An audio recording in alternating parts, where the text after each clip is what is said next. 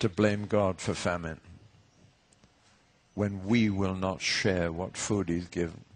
But he's promised to keep the seasons going. Furthermore, he has given himself a reminder to keep his word. And you've seen it, a rainbow. And it comes in the sky whenever sun and rain come together. And we see that beautiful rainbow. It's God's wedding ring. It's God's covenant ring. And he says, he doesn't say, when you see that rainbow, remember my promise. He said, when I see the rainbow, I'll remember my promise. That's a reminder to me to keep the human race alive. And this he has promised to do. He did destroy it once. And we need to remember that he did, that he could at any moment. But he has kept his promise to keep us going. And the reason why he's done that is very simple. Because he wants a family. He's determined to get a family. But if he's going to get one, he'll have to make some rather different covenants.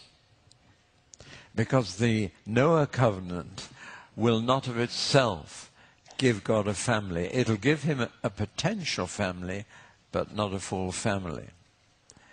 Now, with every covenant, there are expectancies on God's part of our response to the covenant. Let me say straight away that the Noah covenant is unconditional, and God will keep it whatever we do, and has kept it whatever we've done, until the end of the age. But what he expected of us was two things, and I'll leave you with this. He expected us to treat life as sacred. He's doing his best to keep life surviving, but he said, you must treat life as sacred, and therefore, if a life is taken, if murder happens, then the person who has taken the life must die. That's the way to keep life sacred, capital punishment. There's a huge debate about it all over the world at the moment, but God's made it quite clear that if you're going to treat life as sacred, then murder must be paid with execution. You know, when capital punishment was abolished in Britain in the 1960s, I said that's the end of sacredness of life. It reduces murder to theft, stealing a life. But murder is sacrilege. It is destroying the image of God. However bad a person may be, they're made in the image of God. And you don't destroy the image of God. And I said, now that we've abolished capital punishment, the very next thing will be abortion, and it was. And the thing after that will be euthanasia, putting grandmother down because she's getting a bit old. And that's now come. The sacredness of life has been lost in Western society. And it began by abolishing capital punishment. That's written into this covenant.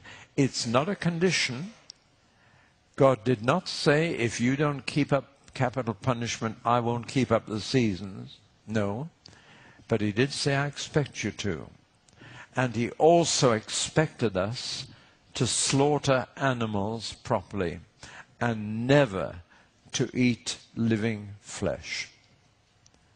That's the meaning of draining the blood from an animal to make sure it is dead, for the life is in the blood.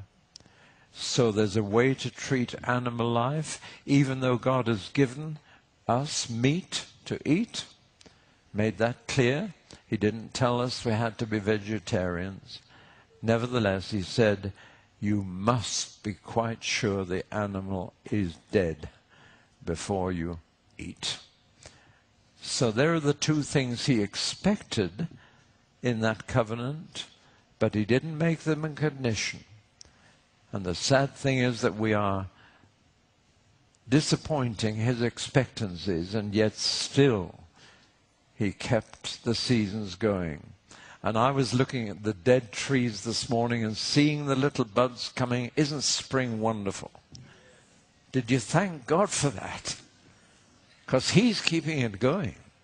If he didn't, it wouldn't come. He's sustaining the universe. And it's based on the covenant he made with Noah. Of course, even Noah disappointed him. Shortly after he came out of the ark, he got drunk and exposed himself. And the whole sad, sinful business started all over again.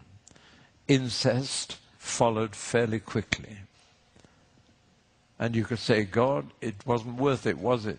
You haven't achieved anything. But God had made a statement that he should be respected, that he can destroy the human race in a moment. But he's promised not to. And we shouldn't take advantage of his tolerance of us in that. Well, now, I hope some of you will be able to come back for the second part of the talk on the covenant.